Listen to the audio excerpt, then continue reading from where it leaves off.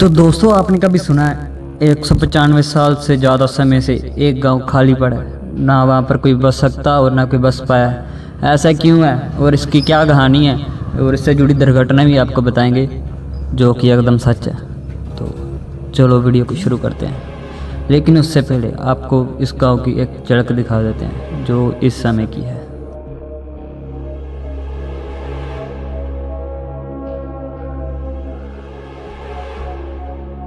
तो दोस्तों, बात करें भारत की, भारत में ऐसी बहुत सी जगहें हैं जो कि भूत प्रेत के कारण मशहूर हैं, लेकिन जिसकी बात आज हम करेंगे वो सिर्फ भारत में नहीं बल्कि एशिया की जो सबसे ज़्यादा खतरनाक जगहें हैं उनमें उसका नाम आता है। तो क्या नाम है इसका गांव का, आपको बता देता हूँ। इस गांव का नाम है कुलधारा।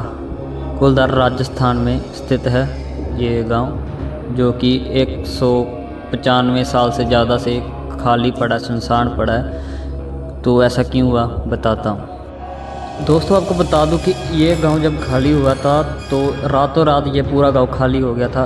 एक घर भी नहीं बचा था यहाँ पर। सारा का सारा जो गांव था रातों रात यहाँ से गया चला था, पूरी जगह को खाली कर गया चला था। तो ऐसा क्यों था बताते हैं। तो दोस्तों, यहाँ पर ना एक बड़ा सरदार था जिसके पास बहुत ज़मीन थी, ज़मींदार था वो।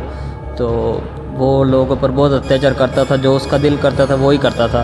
तो उससे लोग जो थे परेशान बहुत ज़्यादा हो चुके थे क्योंकि लोगों पर अत्याचार करता था। लेकिन एक दिन क्या हुआ, उस सरदार का दिल एक मुखिया की लड़की पर आ गया। वो चाहता था कि मैं उससे शादी करूँगा, इसलिए वो लड़की को तंग करने लगा। तो लड़की ने जाकर अपने पिता को कहा मुझे वो पसंद नहीं है, मैं उससे शादी तो कभी नहीं करूँगी।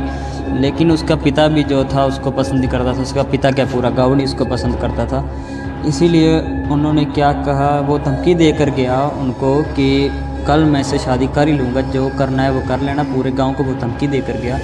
तो सभी गाँव को ये बहुत ज़्यादा चिंता होने लगी कि अब क्या होगा कल। तो उन्होंने क्या किया, रातों रात एक सभा इकट्ठी की, जैसे मीटिंग होती है, एक मीटिंग की सभी ने मुखिया के साथ बैठकर। तो उन्होंने ये फैसला लिया कि रातों रात पूरा गांव इस गांव को छोड़कर चला जाएगा, सभी लोग चले जाएंगे। तो उन्होंने ऐसे किया, रातों रात पूरा गांव खाली कर दिया। लेकिन जाते समय उन्होंने इस गांव को एक श्राप दिया था कि यहाँ पर कोई भी नहीं बच सकता पूरी ज़िंदगी, जो भी है कोई भी नहीं यहाँ पर बच सकता।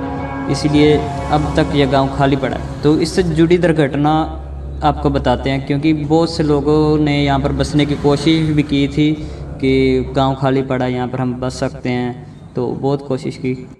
तो उससे जुड़ी दुर्घटना आपको बताएंगे जो कि सच्ची दुर्घटना है, कोई भी झूठ नहीं है। तो दोस्तों, जैसे कि वो गांव छोड़कर चले गए थे सभी, तो जो गांव की जगह थी, जो मकान थे वैसे ही खाली पड़े थे।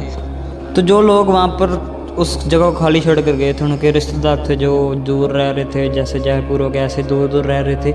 तो उन्होंने क्या सोचा कि वो जगह खाली पड़ी है, जो गरीब थे, जिनके पास रहने के लिए घर नहीं था, अच्छे ज़मीन नहीं थी, उन्होंने सोचा कि वहाँ पर ज़मीन भी खाली पड़ी है और घर भी खाली है, हमें बने बनाए मिल जाएंगे, हम वहाँ पर रह लेते हैं। तो वो लोग जब वहाँ पर रहने के लिए गए, वो लोग अच्छे से रह रहे थे, कुछ नहीं हुआ। पहले तो जैसे 1 महीना हो गया, तो उन गाँव वालों ने सोचा कि इस गांव को एक मुखिया की ज़रूरत है, हमें एक मुखिया चुनना चाहिए। तो उन्होंने एक सभा इकट्ठी की और वहाँ पर उन्होंने एक मुखिया को चुन लिया। लेकिन वहाँ पर एक बात और की गई कि यहाँ पर जब रात या शाम होने लगती है, सूर्य ढलता है, तो हमें ऐसा लगता है कि वो जो हमारे रिश्तेदार जो थे वो हमें छोड़ कर नहीं गए, वहाँ पर रह रहे हैं। वैसे ही हमें बातें सुनती है, तुर गली में जाते हैं, पैदल तुरते हैं, तो हमें ऐसा लगता है हमारे साथ साथ कोई तुर रहा है। ऐसा लगता है कि वो सभी हमारे बीच ही रह रहे हैं, यहाँ से गए नहीं हैं। वैसे ही आवाज़ आती है बातें करने की। तो वहाँ पर एक फ़ैसला किया गया कि रात को, जब भी रात होगी, शाम सूरज ढलने के बाद, गांव से कोई भी अपने घरों से बाहर नहीं निकलेगा, सभी अपने गांव में रहेंगे। अगर ऐसा कोई करता है, बाहर निकलता है, उसको कोई दंड दे दिया जाएगा, जैसे भी कोई सज़ा दी जाएगी। नहीं तो फिर वो तो अपने आप का जिम्मेदारी है, जैसे कुछ भी उसके साथ होता है। तो गाँव वालों ने ऐसा एक फ़ैसला किया। तो वहाँ पर एक आदमी रह रहा था जिसका नाम था आदित्यनाथ। आदित्यनाथ अपनी पत्नी के साथ यहाँ पर आया हुआ था रहने के लिए, उसी गांव में रहता था। जो लोग पहले आए थे उनके साथ ही यहाँ पर आया था। उसका एक 5 साल का बच्चा था, छोटा सा। तो वो वहाँ पर रह रहे थे। उसका काम था मूर्तियों को बनाना, जैसे आर्ट्स का काम था, मूर्तियाँ बनाता था वो, किसी देवी देवता की ऐसी मूर्तियाँ बनाता था। तो उसने क्या सोचा, गांव में तो ये काम अच्छे से चलेगा नहीं, मैं क्या करूँगा, यहाँ से अपने घर भी है अपना मिल गया फ्री का, ज़मीन भी मिल गई है, सब कुछ फ्री मिल चुका है, तो मुझे तो बस एक दुकान चाहिए काम करने के लिए, वो मैं शहर जाकर किराए पे ले लूँगा, रेंट पे ले लूँगा।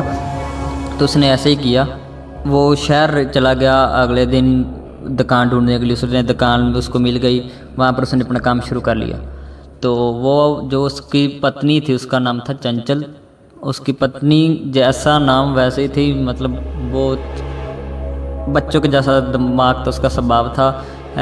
तो क्या हुआ, वो अपनी पत्नी को बोल के गया, उसको पता था ये रात को बाहर निकल जाएगी, लेकिन ये अभी अकाउंट बन चुका है गांव का कि यहाँ से हम रात को बाहर नहीं निकलेंगे। वो उसको बता कर गया तुम रात को बाहर नहीं निकलना, जो चाहे कुछ मर्जी हो जाए तुम बाहर नहीं निकलोगी। तो इतना बोलकर वो शहर के लिए निकल गया, अपनी दुकान के लिए, तो अपना सामान लेकर चला गया। लेकिन उसको अपने घर की भी चिंता हो रही थी कि अगर उसकी पत्नी शाम को बाहर निकल आई तो पता नहीं क्या हो सकता है। तो उसने क्या किया, जल्दी जल्दी अपना काम ख़त्म किया और शाम के 5 बजे वो घर वापस लौट आए, क्योंकि वहाँ तब खड़ी खुड़ी तो होती नहीं थी। तो लोग सूरज को देखकर या चाँद की रोशनी को देखकर पता लगा लेते थे कितना टाइम हो चुका है। तो वो 5 के लगभग घर आ चुका था, घर आ गया। लेकिन वहाँ पर उसने देखा कि चंचल बहुत अच्छे से काम कर रही है, खुश है, सब कुछ अच्छा है घर में, उसका बेटा सो रहा था। तो चंचल उस दिन तो बाहर गई नहीं थी। एक दिन भी ऐसे ही गुजर गया, दूसरा दिन भी ऐसे गुजर गया, लगभग 15 दिन ऐसे गुजर गए। चंचल नहीं बाहर जाती थी सूरज ढलने के बाद। लेकिन 15-16वें दिन क्या हुआ, जो आदित्य था वो अपने काम पर गया, वो काम कर रहा था अपनी दुकान पर। वहाँ पर क्या हुआ, एक बहुत बड़ा सरदार आया, उसने उसके काम को देखा, उसकी मूर्ति को देखा और उसको बहुत अच्छा लगा। वो खुश हो गया इसका काम देखकर। उसने कहा तुम ये खुद बनाते हो? उसने कहा हाँ मैं खुद बनाता हूँ। तो उस सरदार ने कहा कि हमारे घर में एक शादी रखी हुई है, तो वहाँ पर हमें ऐसी सुंदर सुंदर सी मूर्तियाँ चाहिए, क्या तुम हमें बनाकर दे सकते हो? तो वो बहुत ज़्यादा खुश हो गया आदित्य। उसने कहा बहुत बड़ा ऑर्डर मिल रहा है तो मैं मना नहीं करूँगा। उसने कहा हाँ मैं कर दूँगा। उन्होंने एडवांस भी ले लिया, उसने उसको एडवांस दे दिया। तो वो जल्दी से काम करने लगा कि जल्दी जल्दी काम को ख़त्म कर दूँगा। लेकिन ऑर्डर बहुत बड़ा था, एक दिन में तो ख़त्म होगा नहीं। लेकिन वो लगा रहा, उसको समय का पता ही नहीं चला, बहुत ज़्यादा टाइम होगा उसको दुकान पर।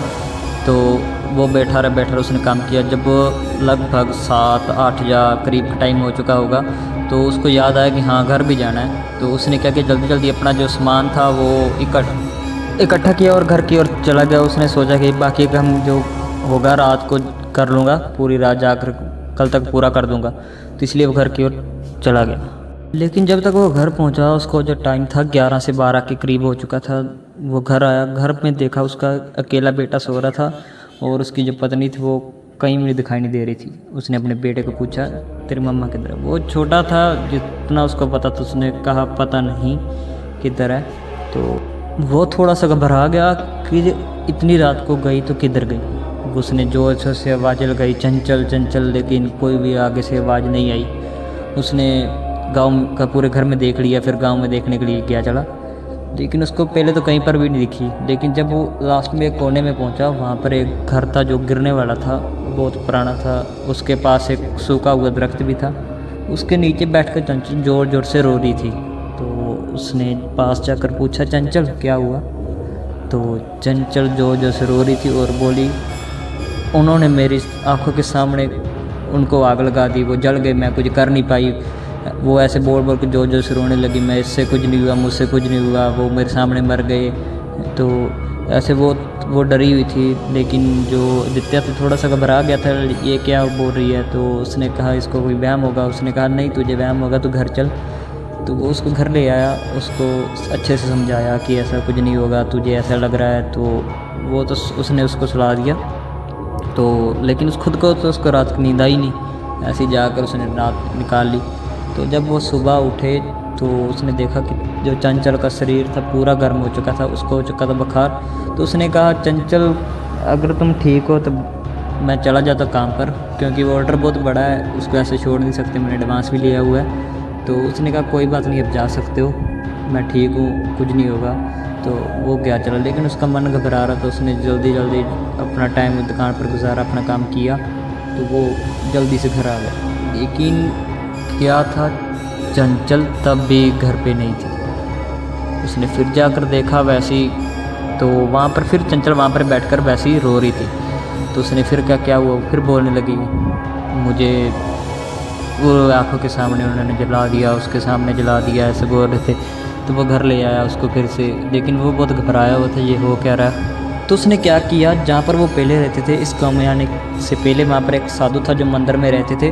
तो वो उनके पास से लेकर गया चंचल को और उनको सब कुछ बताया कि ये ऐसे करती है, रात को जाकर रोती है, ऐसा होता है। तो जो साधु थे उन्होंने कहा कोई बात नहीं, मैं एक तपस्या करूँगा जिससे ये सही हो जाएगी, अगर फिर भी नहीं होती तो मैं खुद आपके घर आकर देखूँगा क्या प्रॉब्लम है। तो उसने वो तपस्या कराई, वो सब कुछ कराया। तो उसने कहा कोई बात नहीं, साधु ने कहा सब कुछ ठीक हो जाएगा। तो वो बहुत खुश था, उसने सोचा कि हाँ सब कुछ अच्छे से हो जाएगा। तो वो काम पर गया, घर आया, सब कुछ अच्छा था। चंचल खाना बना रही थी, बहुत अच्छा लड़का उसका तब खेल रहा था, सब कुछ अच्छा सा घर में। वो भी बहुत खुश था क्योंकि उस दिन पैसे भी बहुत मिल चुके थे, जो ऑर्डर था वो पूरा हो चुका था। तो उसने चंचल को कहा अगर ये गाँव छोड़ना ही पड़ता तो छोड़ सकते हैं क्योंकि अभी पैसे की कोई कमी नहीं है, बहुत सारे पैसे मिल चुके हैं। तो वैसे बातें करते करते वो सो गए। तो क्या हुआ, रात को शायद आदित्य को प्यास भी उसे लगी होगी, ऐसा कुछ हुआ। तो वो उठा और उठकर जब उसने आसपास देखा तो चंचल उसके पास नहीं थी। उसने फिर घर में देखा, एक दो बाज लगाई चंचल चंचल, लेकिन सामने से कोई आवाज़ नहीं आई। तो वो पूरे दिमाग उसका ख़राब हो चुका था। उसने लालटेन उठाया और देखने के लिए चला गया वहाँ पर ही जहाँ पर चंचल पेड़े मिलती थी। तो उसने देखा कि वहाँ पर चंचल फिर से रो रही थी। वो बहुत ज़्यादा परेशान हुआ, वो चंचल का घर ले आया, लेकिन उसको पूरी रात नींद फिर नहीं आई। वो रात गुजर गई, सुबह हुई तो वो फिर काम पर चला गया। तो रात फिर हुई, रात वो सो तो गए लेकिन आदित्य को नींद ही नहीं आ रही थी। वो थोड़ी सी आंखें बंद कर ऐसे थोड़ा सा देख रहा था कि आंखें खोल खोल कर कहीं चंचल चली जाए, लेकिन अचानक क्या हुआ, उसको बहुत ज़्यादा गहरी नींद आ गई, वो सो गया। तो वो सीधा उठा सुबह 4 बजे उठा तो देखा चंचल फिर आसपास नहीं थी। उसने पहले सीधे जाकर देखा वहाँ पर जहाँ पर पहले चंचल मिलती थी। तो वहाँ पर उसने जो देखा उसकी आंखें खोली की खोली रह गई। उसने देखा कि जो सामने पेड़ था जो सूखा, उसके ऊपर चंचल की लाश लटकी हुई थी। वो देखकर वो ज़ोर से चीखा और सभी गाँव के लोग वहाँ पर आकर इकट्ठे हो गए। फिर उसने पूरे गाँव को पूरी बात बताई कि उसके साथ क्या हो रहा था। वो ज़ोर ज़ोर से रोने लगा। तो उसके बाद पर लोगों ने विश्वास किया, कुछ लोगों ने किया, कुछ लोगों ने नहीं किया। जो लोगों ने विश्वास किया वो छोड़कर चले गए।